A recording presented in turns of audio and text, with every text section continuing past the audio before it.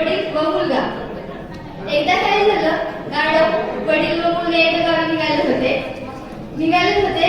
मग गाढव चलत होता, सगळे चलत होती पण तर लोक काय म्हणाले, गाढवाचा काय फायदा, गाढव चाललाय, लोक मास्क बसत चालले.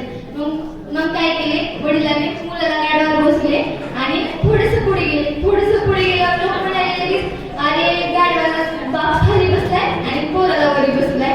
म्हणून मग मुलगा खाली उतरला व वडील वरी बसले गाढवावर.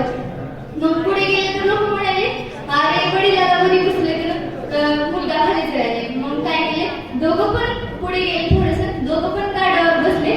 तर लोक काय म्हणाले, पाप त्या बिचारायला सुद्धा काय, दोघं पण वरी बसले, ती गाढव आहे का नाही. मग दोघं पण खाली उतरले आणि गाढवाला सोबत घेऊन गेले. मग लोक म्हणाले, त्या गाढवाचा काय फायदा, तुमचा फायदा नाही. मग गोष्टीचं तात्पर्य एवढंच आहे की लोक त्यांचं काम करते, चालत गेले तर नाव ठेवले, चालत गेले तर नाव ठेवले, बसले तर नाव ठेवले. लोक त्यांचं काम करतात, आपण आपलं काम करायचं असते. एवढे बोलून मी माझ्या कथेला पूर्ण